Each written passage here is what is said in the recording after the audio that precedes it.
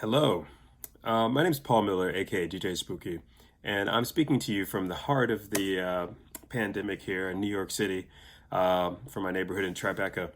So, first and foremost, I want to thank Kartik for convening this gathering, and I want to respond to some of the questions that he put to me to kind of riff on for the next several minutes. Now, amusingly enough, here we are in an era where one of the major themes of the conference that Kartik has convened about artificial intelligence, the arts and sciences, and of course, data science, have all come home to roost in the form of how we're responding to this notion of exponential growth. Um, and when I say exponential growth, of course, meaning the pandemic and how it has spread throughout the world. So, what I'm going to do today is for the next several minutes kind of riff on some of the issues that I think are resonant with the conference. And I also want to give you guys a sense of how the arts and data science intersect.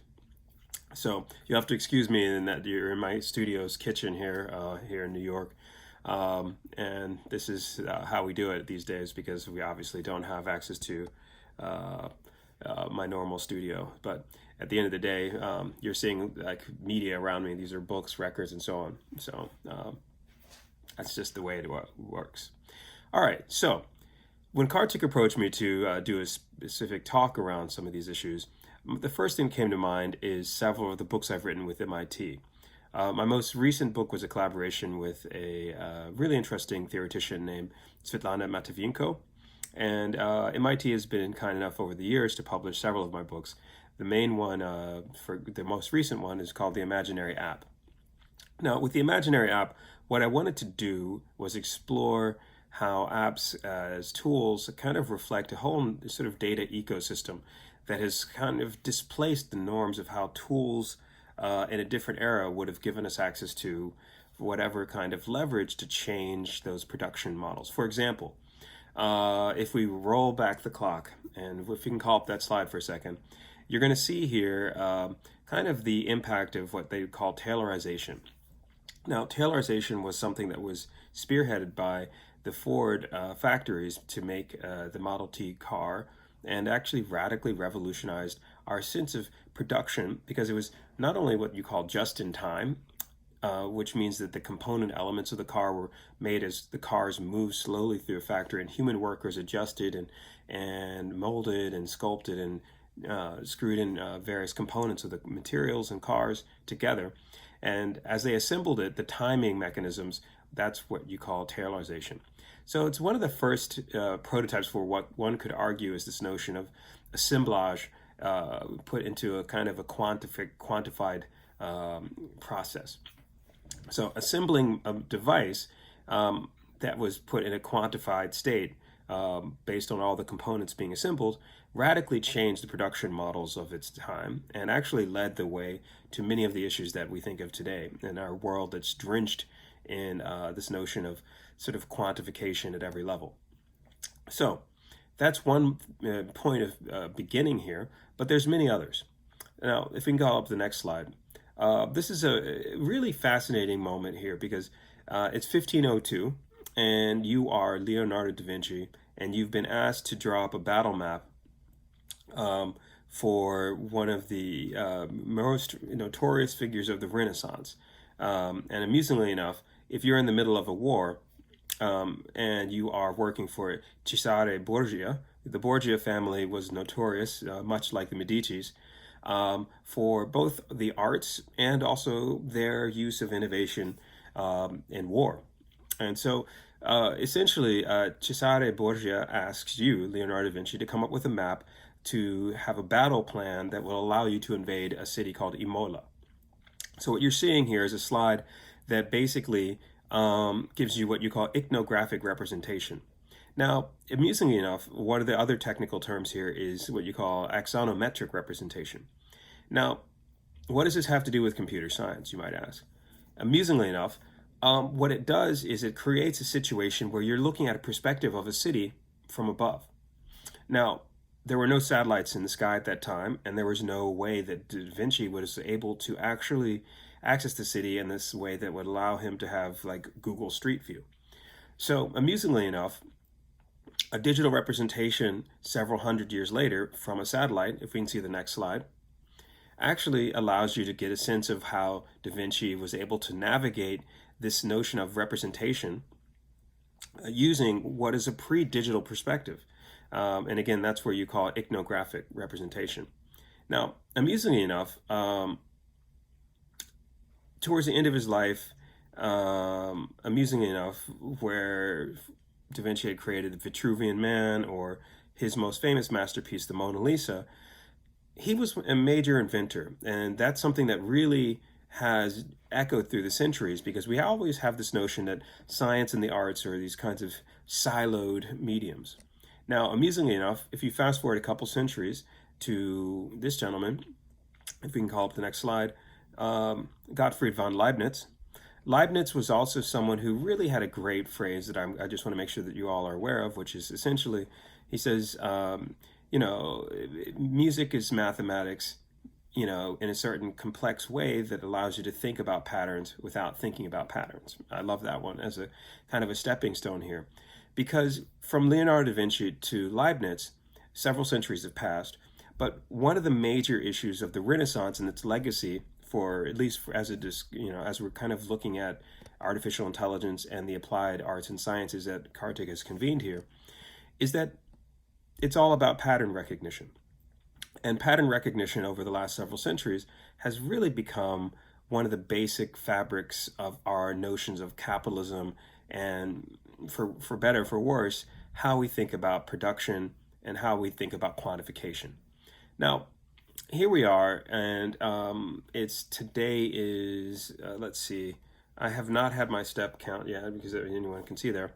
Usually I'm a jogger, and I navigate my runs based on quantification. And amusingly enough, there's not much that would separate me from that map from Imola from Google Maps, and how I would navigate that with a watch while running and jogging and so on. So amusingly enough, Cesare Borgia kind of had a notion of war in the age of intelligent machines before the intelligent machines, because amusingly enough, Da Vinci was able to kind of intuit that and then think about this notion of how an algorithmic perspective would allow a kind of a battlefield perspective. Now, here we are in 2020, 500 plus years later, and similar techniques are being used from everything from managing drones as they fly over the landscape, and as we look at everything from 2019 being the 50th anniversary of the internet, which was made in 1969, to also this, I'm going to show you a couple slides really quickly here. 1969 was the 50th anniversary of the internet. That's the slide you're seeing here. It was also the 50th anniversary of this incredible photograph of the Great Blue Marble from the first moon landing, 1969 again. And it was also, we're going to see on one more slide here, the 50th anniversary of Woodstock, all of which had a whole relationship to mass culture and its relationship to how perspective was changing in the production of culture. So, for example, the moon landing obviously was one of the most documented and most widely viewed spectacles of the 20th century.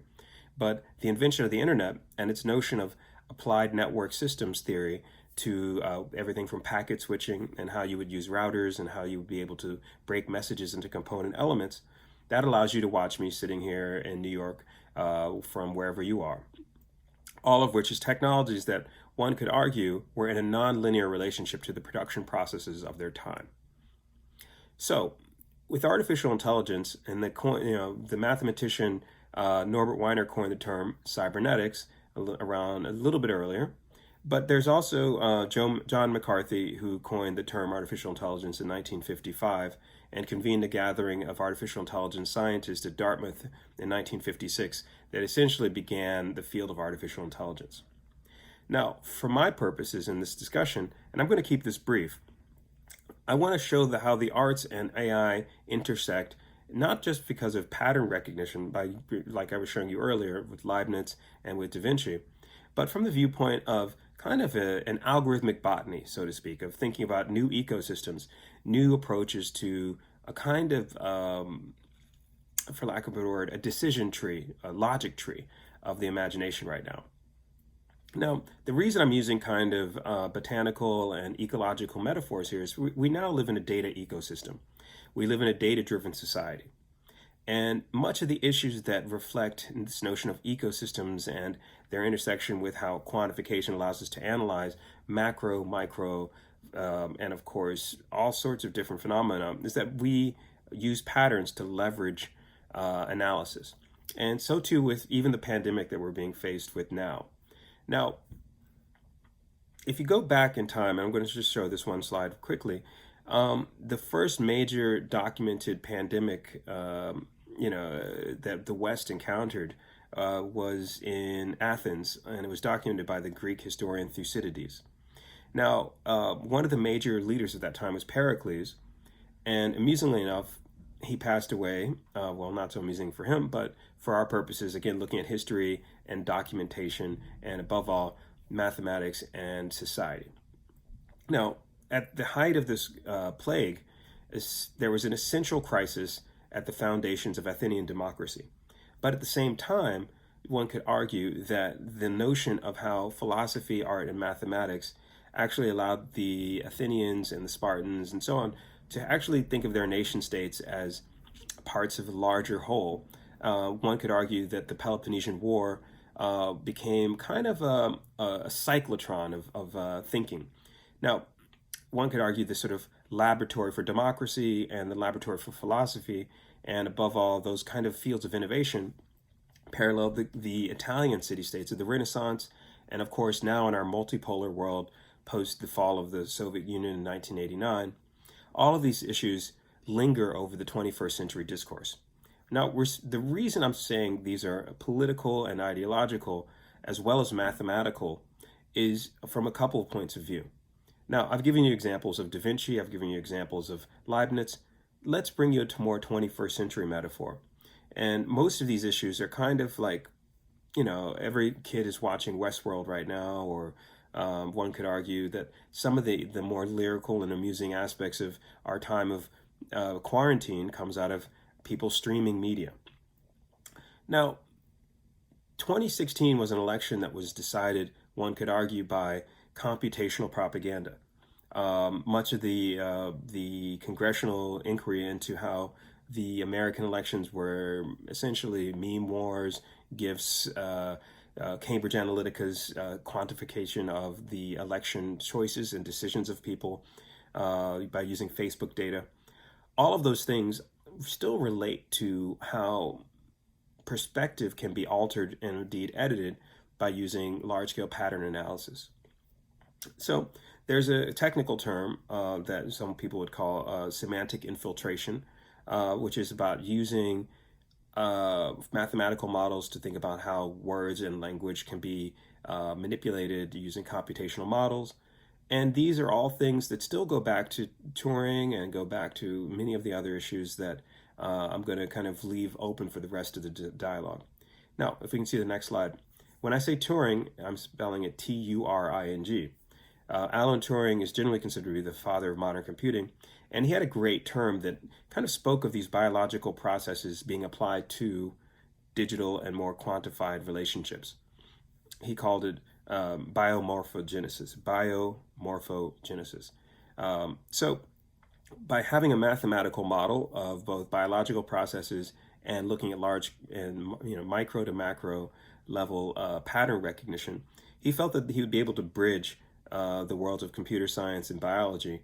And eerily enough, we are now directly in an uncanny relationship to that kind of process, whether it be the pandemic, which is actually a mathematical exponential growth model being applied to our global crisis of governance. One could argue that.